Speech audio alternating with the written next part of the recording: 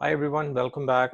Here in this video, we're going to talk about Sp2 hybridization.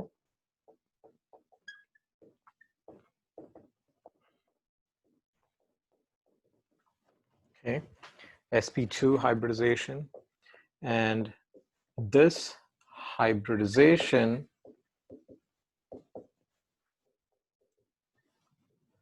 applies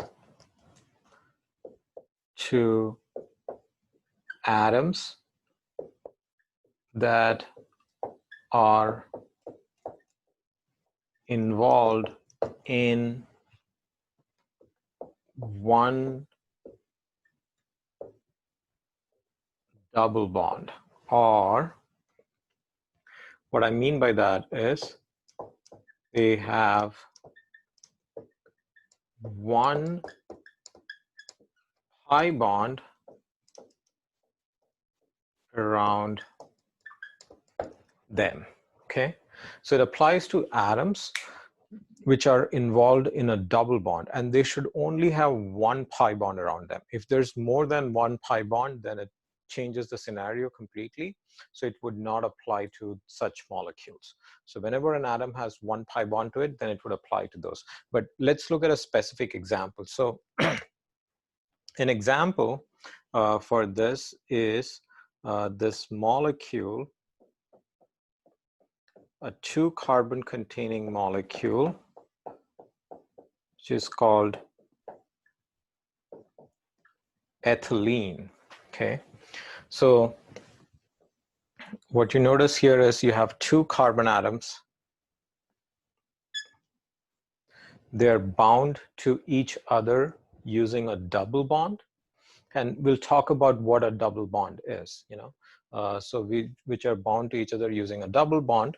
Now, for any element like this, again, let's talk about the three-dimensional aspect here. Okay, is there any three-dimensionality in this structure the way I've drawn it? So whenever you are trying to answer this question, look for those wedge and dash bonds. So in this particular structure, as you can notice, I haven't drawn any bond using a wedge or a dash. So that means these straight line bonds, they are all in the plane of the whiteboard. In fact, a molecule like this ethylene, okay, it is actually a flat molecule, and we will get back to this again. We will get to this again later, but that's a result of the hybridization of the atom. So this is a flat molecule the way I've drawn it. But in other instances, you might see the same molecule drawn using wedges and dashes, because I can draw this molecule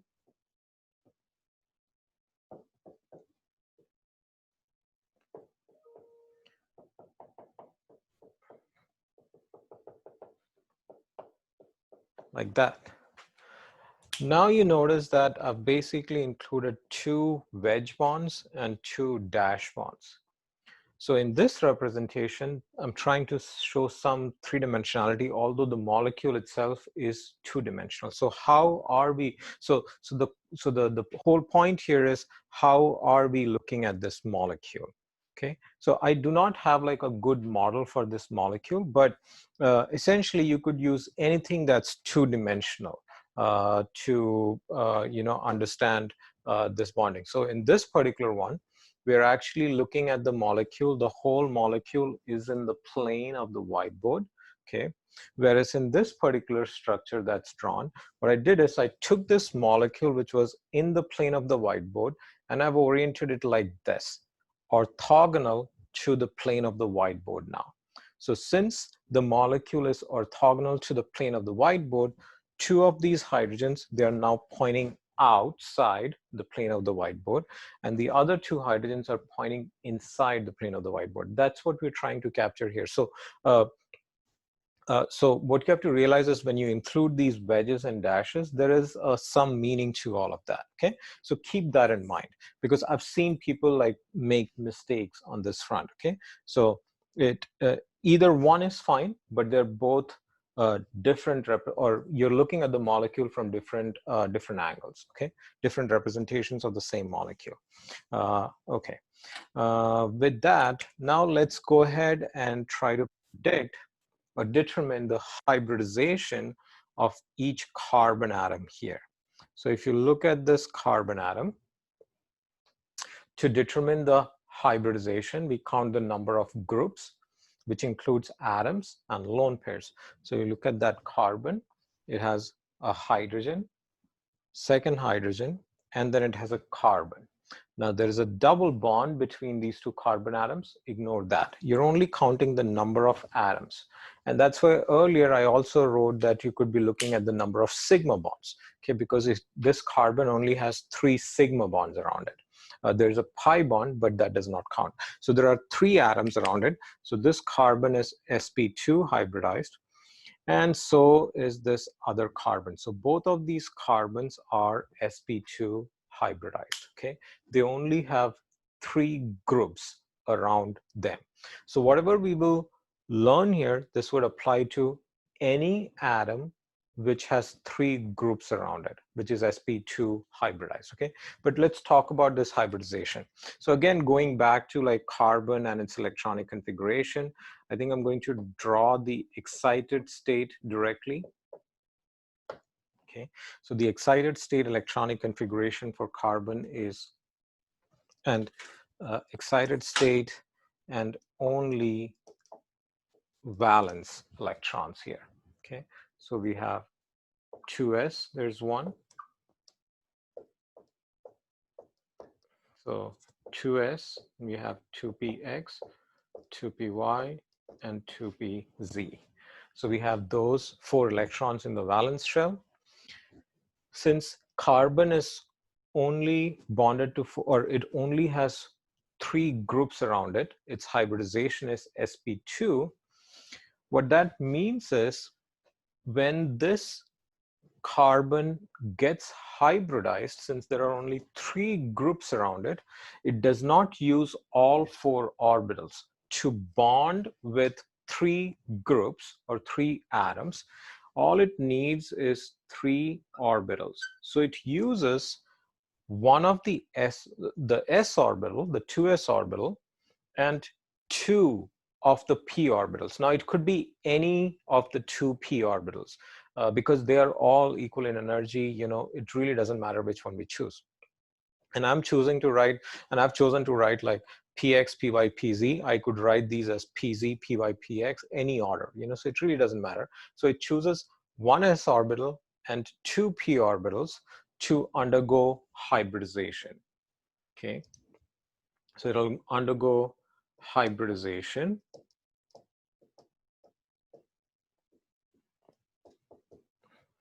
And that's going to give us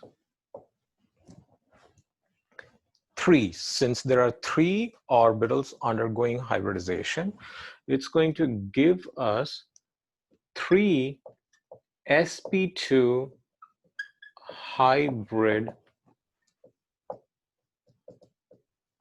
orbitals. It's going to give us 3 sp2 hybrid orbitals. They all contain 1 electron each in them. So now these are all sp2 hybrid orbitals. So that means this is an sp2 hybrid orbital, this is an sp2 hybrid orbital, and that's also an sp2 hybrid orbital. So now there is no s or p similar to an sp3 hybridization. We only have sp2 hybrid orbitals. But are we done is the question. Because if you look at it, the carbon only used one, the 2s orbital and 2 of the p orbitals. There's still 1 p orbital left, which in my case, I've labeled that as pz. That orbital did not undergo hybridization, okay? So that means it's going to have 3 of these sp2 hybrid orbitals, and it is still going to have this 2pz orbital, which has 1 electron. But this orbital is unhybridized. It is still a p orbital, okay? And similar to an sp3 hybridization, these 3 orbitals, they have the same energy and shape. Okay, they all have the same energy and shape, not the pz. We're talking about the three sp2 hybrid orbitals. Okay, they all have the same energy and shape. So now let's think about it.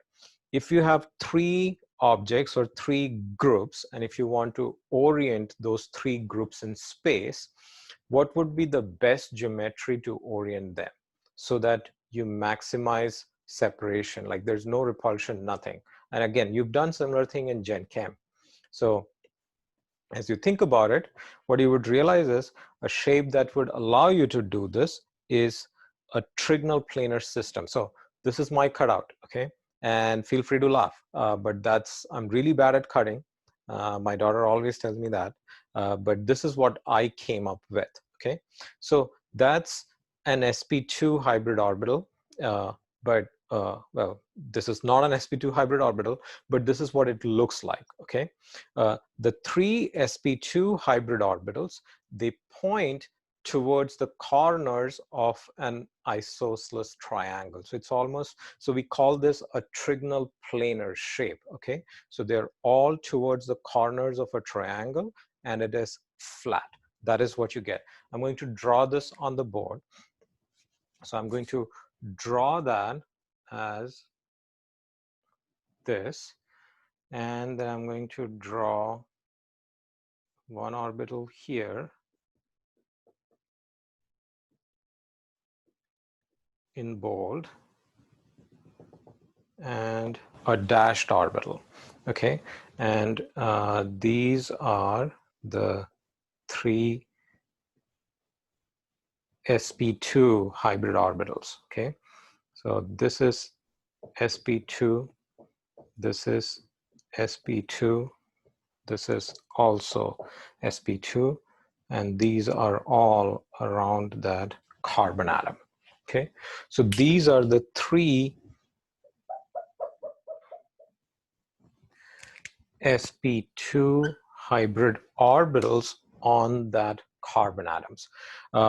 I've drawn it in, I'm trying to show some sort of three-dimensionality here. We're looking at, we are not looking at the three orbitals like this. It's not trigonal planar like this.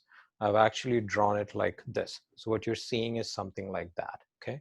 So there's one lobe over there, there's one lobe that's coming out, and there's another lobe that's going on. So the three sp2 hybrid orbitals, okay,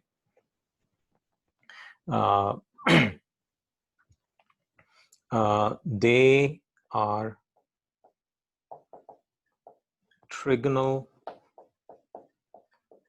planar, okay?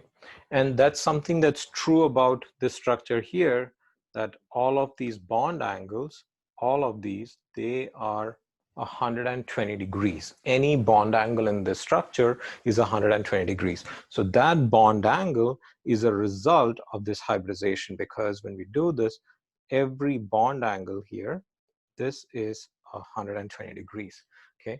So what we've drawn here is the sp2 hybrid orbitals. Now remember that the carbon also has an unhybridized p orbital, and it is a p orbital. So it's going to look like a regular p orbital. So on this carbon, we also have a p orbital, which should have two lobes, okay? And this p orbital, this is the pz, that pz orbital is orthogonal to the sp2 hybrid orbitals, okay? So that p orbital is orthogonal to the sp2 hybrid orbitals. So what do we mean? What do I mean by that? So if this is the trigonal plane resulting from the sp2 hybrid orbital, so that's an sp2 hybrid these are the 3 sp2 hybrid orbitals.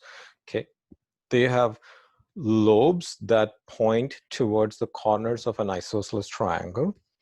Then that carbon has a p orbital which is orthogonal to the plane of this sp2 hybrid orbital.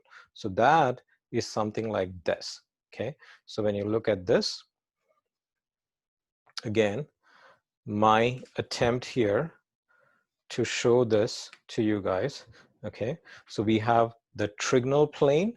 Okay, we have the trigonal plane here. Okay, we have the trigonal plane, and the carbon has a p orbital that's orthogonal at 90 degrees to this trigonal plane, so that overall the system looks like this. Okay, so it looks like this depending on how I look at, so you might want to get that into your head. So we have a plane, a trigonal plane with the sp2 hybrid orbitals, and there is a p orbital that's at 90 degrees. So depending on where I look at it from, it's going to look different. So if I look at it like that, that's my trigonal plane, and plus I have the sp2 hybrid orbital, or like that. Okay, so that's my attempt to do this. So that's one of the orbitals, or that's one of the carbon atoms, its hybrid orbitals and the pz orbital. Now in this molecule we have 2 carbon atoms. Okay, so the other carbon atom is also sp2 hybridized. So how does bonding work here? So you have the other carbon atom. That carbon atom also has 3 sp2 hybrid orbitals because it is sp2 hybridized. So we have that. One of those sp2 hybrid orbitals overlaps with an sp2 hybrid orbital on the other carbon atom. Okay, and this has 2 more sp2, 2 additional sp2 hybrid orbitals. Okay, and that's the other sp2 hybrid orbitals. And remember that each of these sp2 hybrid orbitals has 1 electron each, and the pz orbital here, this also has 1 electron. So these also have 1 electron each, and this carbon here also has a pz orbital because it is sp2 hybridized. Because it is sp2 hybridized, it has another pz orbital. This has 1 electron as well.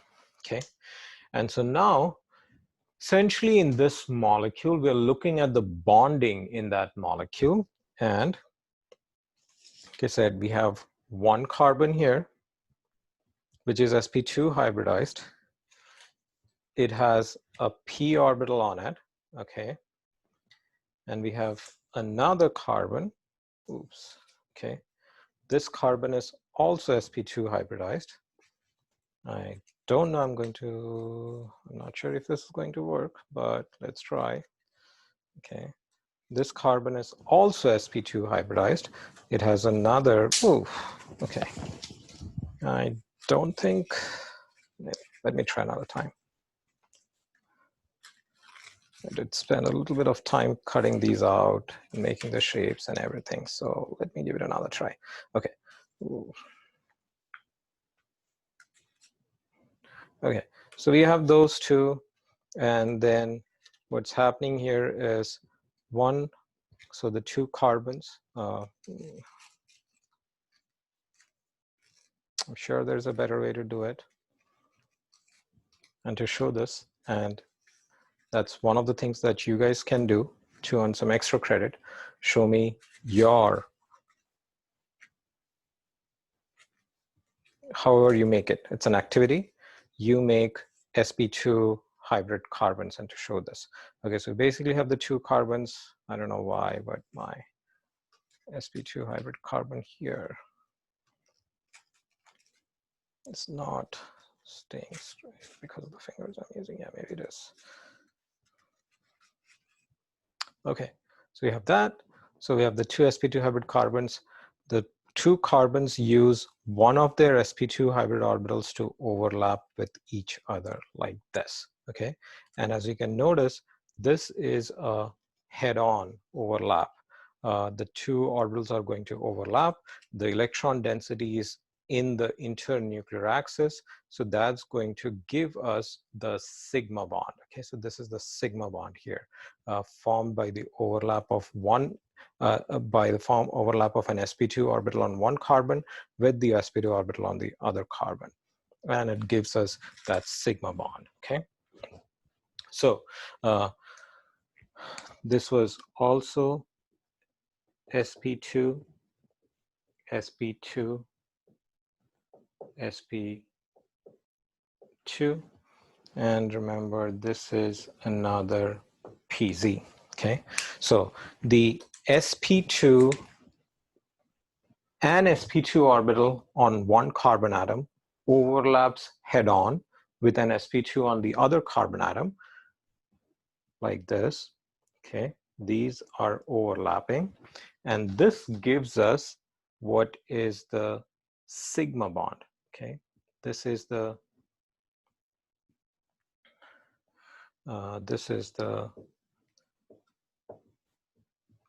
sigma bond, okay?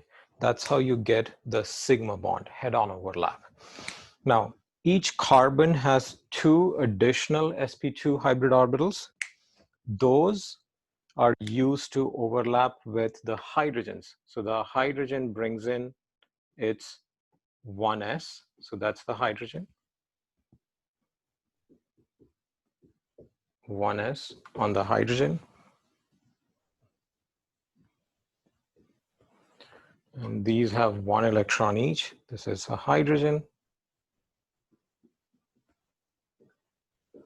hydrogen, okay?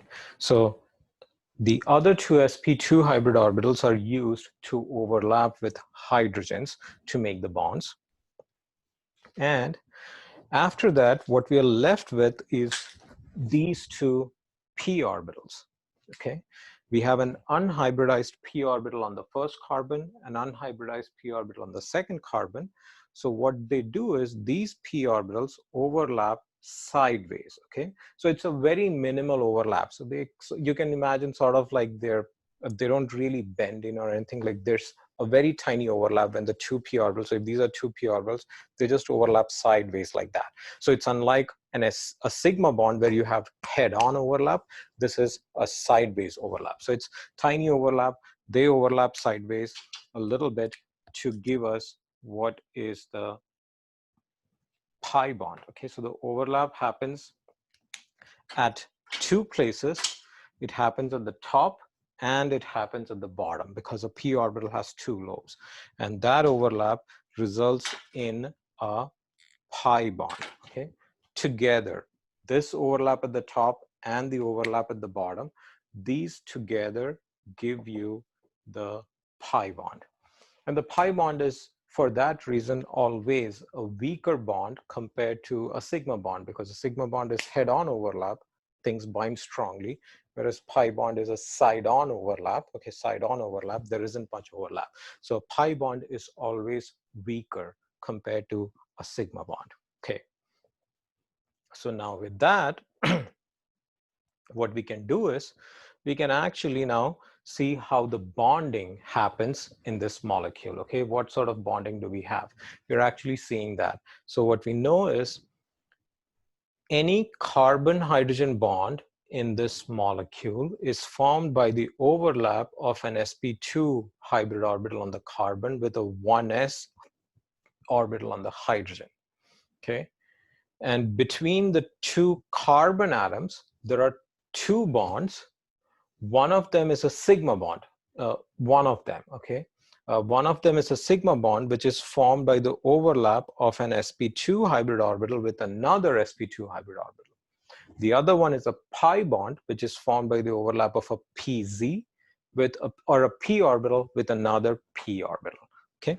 So that is the sp2 hybridization and the bonding. So let me erase this so that I can actually draw out a structure and then write it out.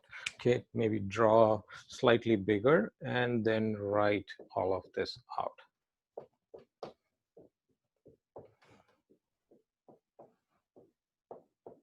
So we have that. So, and what we said earlier is that this carbon is sp2 hybridized. This carbon is also sp2 hybridized. So this bond here, this bond is formed between an sp2 hybridized carbon and a hydrogen. So this is formed by the overlap of a carbon sp2 with a hydrogen 1s. And the same will be true for any other carbon-hydrogen bond. So this is also an sp2 hybridized carbon with a hydrogen.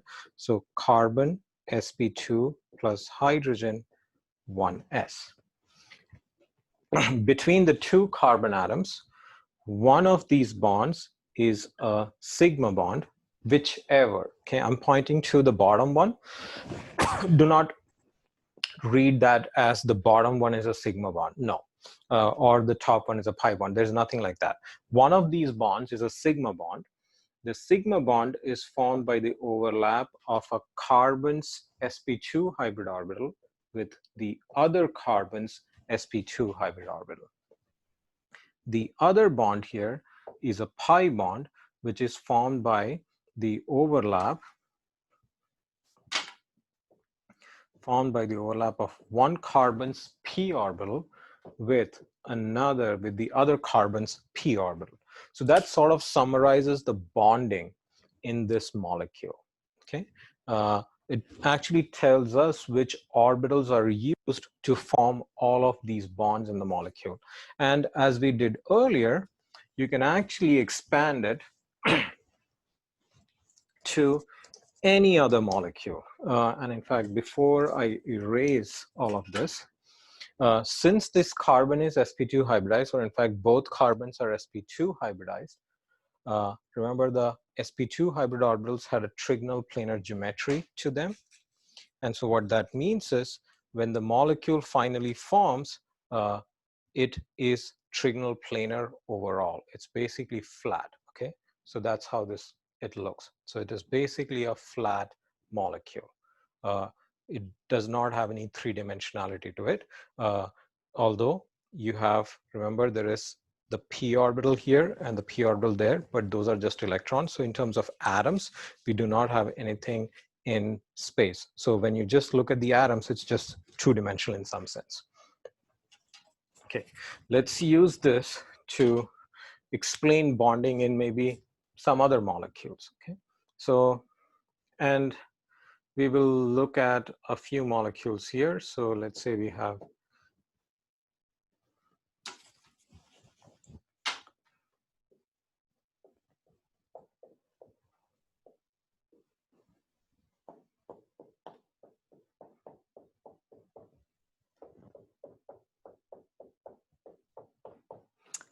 this molecule here, okay? And this oxygen, because it has two bonds to it, it has two lone pairs as well, okay, to complete the octet. Okay, so first, let's go ahead predict hybridizations of all the carbons and of all the three carbons and the oxygen here. So this carbon here has 1, 2, 3, 4 groups around it, the 4 atoms that it's bonded to. So it is sp3 hybridized. This carbon has 1, 2, 3, 4 groups around it. So it is sp3 hybridized. This carbon in the middle has 1, 2, 3 groups around it. It has a double bond, but that doesn't count. So it has 1, 2, 3 groups around it. So that means that carbon is sp2 hybridized. Coming to the oxygen, how many groups does it have? Has 1, the carbon, plus it has 2 lone pairs. So 1, 2, 3. That means this oxygen is also sp2 hybridized. Okay, and now we can talk about bonds that are formed. So let's say if we pick that carbon-hydrogen bond. How is that formed? This is a bond between an sp3 hybridized carbon and a hydrogen. So it is formed by the overlap of an sp3 hybridized orbital from the carbon with a 1s orbital from the hydrogen. How is this bond formed? It is a bond between an sp3 hybridized carbon and an sp2 hybridized carbon. So this is formed by the overlap of a carbon sp3 with a carbon sp2, because one carbon is sp3 hybridized, the other carbon is sp2 hybridized. So that carbon uses an sp3 hybrid orbital, this carbon uses an sp2 hybrid orbital to form that bond. How about this carbon-carbon bond? It should be the same as that one, sp2 hybridized carbon and sp3 hybridized carbon. Now, coming to the main bond here, which is this double bond, okay? So, two bonds over there. And remember that these two bonds, one is going to be a sigma bond and the other one is going to be a pi bond. There are two bonds in there. The sigma bond is formed by between an oxygen that's sp2 hybridized and the carbon that's sp2 hybridized. So this sigma bond is formed by the overlap between a carbon sp2 and an oxygen sp2 hybrid orbital. Okay, so it is sp2 from carbon, sp2 from oxygen. The other bond is a pi bond. So similar to the other example that we were seeing, the pi bond is formed by the overlap of those p orbitals, which are orthogonal. So this pi bond is between a carbon that's sp2 hybridized and an oxygen that's sp2 hybridized. So it is formed by the overlap between a carbon's p orbital and an oxygen's p orbital. So that way, we can actually summarize the bonding to the orbital. You know, like we can talk about which orbitals are used to form these bonds. And there's more to it. We can actually talk about where this lone pair is. What orbital is this lone pair present in? Since this is this oxygen is sp2 hybridized, what that means is that lone pair is also in an sp2 hybrid orbital. Okay, because when we determine hybridization, we count the number of groups. So that lone pair is also, in fact, both lone pairs are in sp2 hybrid orbitals. So that is the sp2 hybridization, okay? And so we saw how basically what we learned is sp2 hybridization, the atom is trigonal planar. It has, it's a trigonal planar geometry hybridization in terms of shape around it. And there are p orbitals that are perpendicular to that trigonal plane, okay? And the double bond is always two bonds, one sigma bond, one pi bond. The sigma bond is formed by the overlap of the hybrid orbitals. The pi bond is formed by the overlap of the unhybridized p orbital. Okay, so please try out some examples and hopefully this should help.